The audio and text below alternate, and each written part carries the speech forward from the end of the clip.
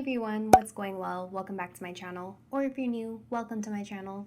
Today's video is going to be part 3 of my Know Yourself series, where I explore different tools designed to encourage self-reflection and build self-awareness. If you haven't watched parts 1 and 2, I will link them down below. There I explored the Myers-Briggs type indicator as well as astrology. So today's video is all about human design. Human design is a synthesis between ancient and modern sciences used to show us the best way to navigate life and live without resistance. It shows us how to access our body's consciousness and use it as a decision-making tool to be able to live authentically and in alignment with our life's purpose. Similar to astrology, your human design chart, also called your body graph, is calculated using your time, date, and location of your birth.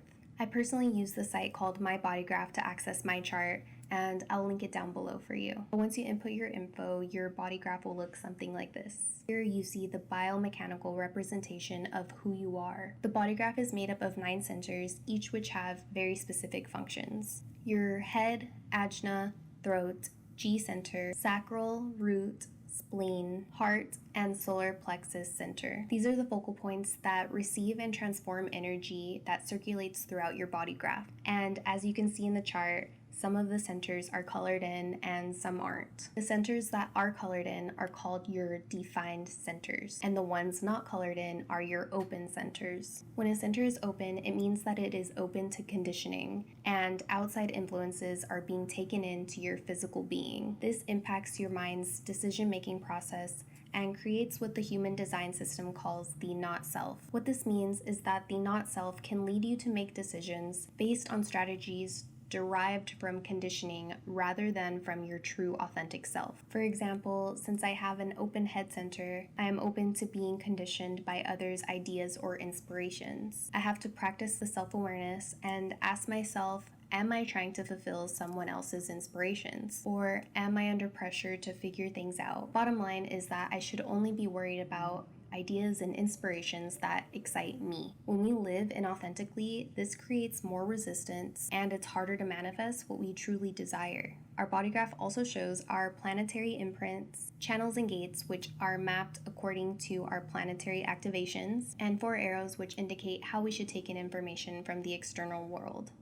And it may sound complicated, I know. It's a lot, but I hope the picture that I'm painting illustrates just how complex each of us are and how tools like this can potentially uncomplicate our lives the more that we understand and explore these different factors. When you explore this site, you'll also be shown an information hub detailing important chart properties, the first being your energy type. There are 5 different energy types, which are manifestors, projectors, generators, manifesting generators, and reflectors. Your energy type is supposed to indicate how you're supposed to react with the world energetically. And the idea is that when you honor your energy type, you will experience more ease and flow and reduce resistance. Many of us may be conditioned by hustle culture to go after what we want and make shit happen, when that approach actually only works for a small percentage of the population, also known as the manifestor energy type. Manifestors are able to initiate action. Their strategy, or in other words, how they react to outside stimulus and use their energy, is to inform. This means that they tell others what they're going to do before they do it. They're designed to make the first move and trust their urges and follow them. Manifestors are among the lucky few who can directly pursue what they want, but they must keep in mind to have strong open communication and to not engage in people-pleasing behavior. Next are generators, which are known as the life force energy type. These are the worker bees, creators, and builders, but they must be careful not to take on too much or else life just becomes a grind. A generator's strategy is to wait to respond. Unlike manifestors, they are not designed to initiate. They must be patient and see what opportunities come up and then use their gut instinct to respond with either a yes or no without their mind interfering with reasoning. Also, unlike manifestors who have a closed aura, generators have an open aura, and this means that they attract opportunities to them so they don't have to initiate. As a generator, life shouldn't feel depleting, and if you're a generator who feels frustrated or unsatisfied, then you're living too much in your head and not doing enough of the things that light you up. When a generator is doing what excites them, it uplifts everyone around them. Third is the manifesting generator. These energy types are technically generators, but with quicker energy. Their strategy is also to wait and respond and follow their gut instinct. But with the manifestor edge, they can initiate after they follow their gut response. Manifesting generators are meant to try many things to test if something is right for them, which can sometimes make them appear flaky. But they're meant to course correct and leave a situation when it no longer lights them up. And if they don't, life will feel very frustrating to them. Fourth is the projector. This energy type is referred as a non-energy being. They're designed to borrow energy from those around them and make time for rest to prevent burnout. They're here to help guide and direct others' energy. Their strategy is to wait for the invitation before acting or doing. They are not here to hustle. They must wait to be recognized for their gifts and be invited to share. Projectors are known to have a penetrating aura that can see deeply into others, but even so, they should avoid giving unsolicited advice. Projectors should make themselves visible without having to pitch themselves to anyone. A good motto for them is build it and they will come. And the last energy type is the reflector, which are also known as non-energy types. Reflectors are super rare and make up only 1% of the population. They are hypersensitive to being conditioned by others and their environment because all of their centers are open. Reflectors are meant to learn to detach instead of absorb everything around them, and in doing so, they can reflect back clear and objective wisdom to others. Reflectors need plenty of time for self-reflection to counter the outer reflection of their influences. Their strategy is to wait 28 days before making any big decisions. They need this time to reach their own clarity since they easily take on the identity and desires of others. But okay, I'll stop there on the energy types. There's plenty more to be said about each of them, but that at least gives you a basic idea of how each of the energy types work, and more importantly illustrates how and why many of us may face a lot of resistance when navigating life. So moving on through the list, as you can see below the energy type, it shows you your strategy. And as I just mentioned them before, it'll correspond with your energy type. And since I'm a generator, my strategy is to wait to respond. As a generator, my not self theme is frustration, meaning when I'm not aligned in my life, my most prevalent emotion will be frustration. And in opposition to that, my signature is satisfaction, meaning that when I am in alignment, I'll have a sense that my energy was well spent on satisfying work. Next on the list is your definition type. There are 4 types, which are single, split, triple split, and quadruple split. These represent how many defined centers are connected to each other through defined channels. And I'll point out the channels so you can see where they are in my chart. So my definition type is single, and because it's single, this acts as one circuit.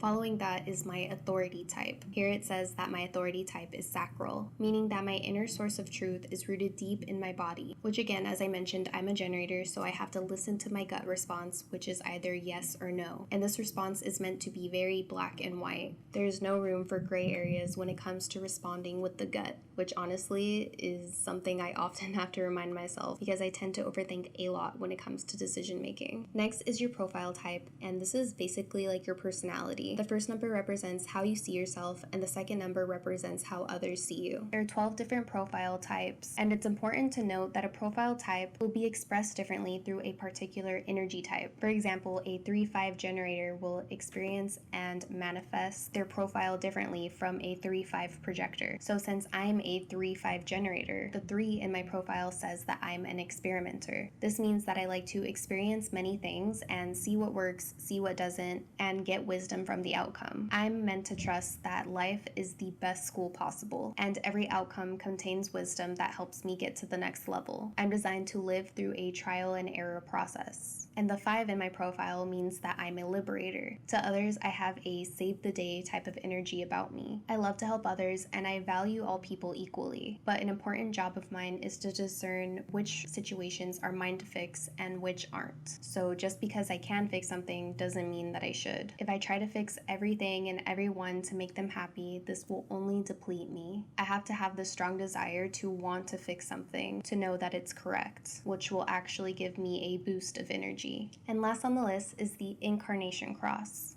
This is an energy or role that we inhabit when we are living in our full expression of our potential. It comes into play when we have planted a solid foundation and have a clear direction. So if you're just starting to explore this tool, I wouldn't really worry about this one too much, but that's up to you. I mean, I haven't really given it too much thought. I also wanted to mention that if you need help navigating your own body graph, there's actually a new app called My Human Design that I downloaded from the Apple Store, but it's really cool because it has playlists that you can listen to, each going into depth about specific parts of your chart, which really helps give more clarity about your design. It even mentions what is the most optimal way of eating for your energy type, and even how you're meant to manifest. It's honestly super helpful and fills in so many blanks that I fully didn't get from the Mybodygraph website, so I definitely recommend that you check it out. But yeah, out of all the tools that I have explored so far, I really feel like this one is my favorite. It's funny because I've actually been on YouTube consistently for 3 months or so now,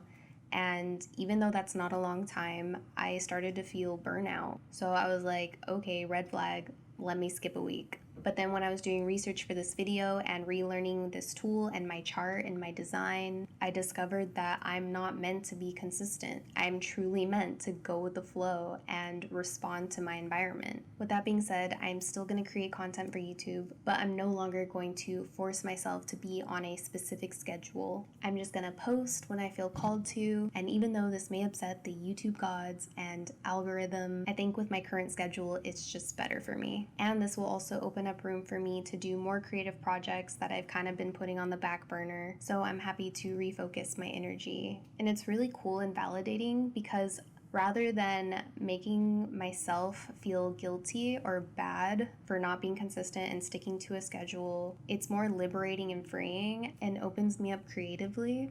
So I don't know, it's just really cool to get that validation, reading my design, reading my chart, and knowing that responding with my gut is right. But yeah, anyways, I'll stop there. I hope you enjoyed this video and you got inspired to look up your own body graph. I honestly think it's such a great tool, and it's also really fun to download your friends and family's body graphs and kind of compare and see the similarities and differences and have more clarity on what works for them versus what works for you. Let me know what you think in the comments below, as well as any cool revelations that you may have had while exploring this tool. Until next time, bye.